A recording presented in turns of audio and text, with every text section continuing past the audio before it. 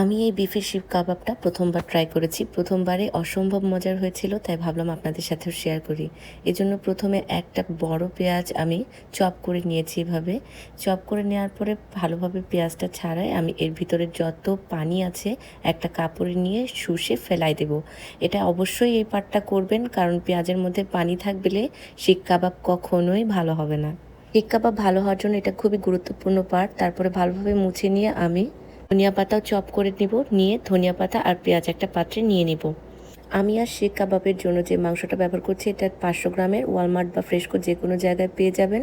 আর এর মধ্যে চর্বিও থাকে।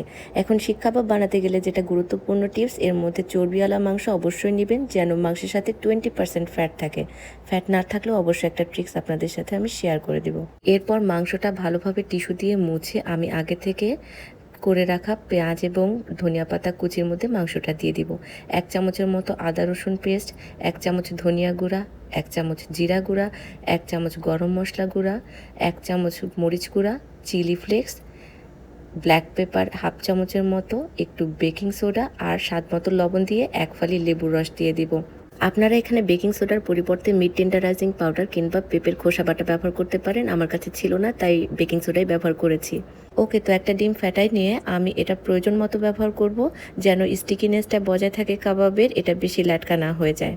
তারপর 1 চামচ ঘি দিয়ে আমি এটা ভালোভাবে মাখাবো অন্তত 10 থেকে 15 মিনিট। এটা যত বেশি মাখাবেন তত ভালো রেজাল্ট আসবে। তারপর এটা রেস্টে রেখে দেব 10 থেকে 12 ঘন্টা, এবং এ সময় অবশ্যই ফ্রিজে রাখবেন। ফ্রিজে রাখলে খুবই ভালো রেজাল্ট পাবেন। এরপর কাবাবের জন্য আমার খুব ভালো কোনো শিক ছিল না, আমি শিক বানিয়ে নিচ্ছি। এভাবে আপনারা ছবিতে দেখানো নিয়মে শিক বানিয়ে নিতে পারেন। আমি এটা একটা পাকিস্তানি ভিডিও দেখে এই কাবাবের রেসিপিটা বানিয়েছি এবং মজার হয়েছে, আপনাদের সাথে শেয়ার করছি। আপনারাও অবশ্যই বাসায় ট্রাই করবেন এবং আমাকে জানাবেন কেমন হলো। তো 8 থেকে 10 ঘন্টা পর আমি ফ্রিজ থেকে বের করে নিয়েছি এবং একটা পাত্রে নিয়েছি ঠান্ডা পানি, আর অন্য পাত্রে এভাবে আমি খুব সুন্দর করে এখন শিকের মধ্যে কাবাবগুলো লাগিয়ে নিব। ইন্ডেক্স ফিঙ্গার এবং মিডল ফিঙ্গার দিয়ে এভাবে চেপে চেপে কাবাবে আপনারা শেপ দিয়ে নিতে পারেন। দেখেন আমার কাবাবটা শিকের সাথে কত সুন্দর করে লেগে গেছে। যখন মাংসের সাথে ফ্যাট খুব ভালো থাকবে তখনই কাবাব এভাবে শিকে লেগে যাবে এবং শিক থেকে খুলে পড়বে না।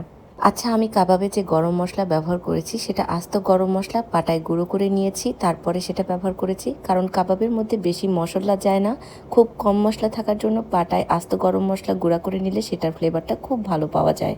আপনারাও এভাবেই চেষ্টা করবেন, তাহলে ভালো রেজাল্ট পাবেন। আমি এটা চুলায় 2 রকমভাবে করেছি। আপনারা এটা এয়ার ফ্রায়ারতেও করে নিতে পারেন, সেটাতেও অনেক সহজে করা যায়। আমি অল্প একটু তেল দিয়ে তো দেখেন খুব সুন্দর করে কাবাবটা ভিতর থেকে খুলে আসছে, কাঠির মধ্যে থেকে খুলে আসার পরে এটা সুন্দর করে ভেজে নিব, এবং এটা খুবই অল্প 10 থেকে 15 মিনিট ভাজা হলেই অল্প আছে এটা হয়ে যাবে, ভিতরটা জুসি হবে। আচ্ছা, আমার ভিডিও ভালো লাগলে লাইক, শেয়ার এবং কমেন্ট করবেন, এতে আমার পরবর্তী ভিডিও বানানোর জন্য খুবই অনুপ্রেরণা জাগে। তো মজার শিক কাবাবটা তৈরি হয়ে গিয়েছে, এটা কত সহজেই।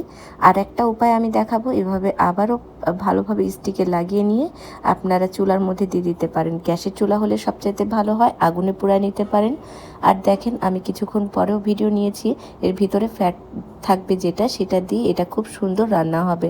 এটা খুব সুন্দরভাবে ভেজে ভেজে যাবে, এটার মধ্যে আলাদা কোনো অয়েল বা কিছুই ব্যবহার করতে হবে না। অলরেডি দেখেন অয়েল চলে আসছে গায়ের মধ্যে, কারণ এর ভিতরে যে ফ্যাট আছে এটা সেটা দিয়ে রান্না হয়ে যায়। আমার ভিডিও আপনারা কে কোন সিটি থেকে দেখছেন অবশ্যই আমাকে কমেন্ট করে জানাবেন, আর ভালো লাগলে অবশ্যই শেয়ার করে দিবেন। দেখেন ভিতরটা কত জুসি হয়েছে। এটা তো ইটসি বিটসির বাবা খেয়ে খুবই প্রশংসা করেছেন, আপনাদেরও অবশ্যই ট্রাই করবেন। আজ এ পর্যন্ত, আল্লাহ হাফেজ।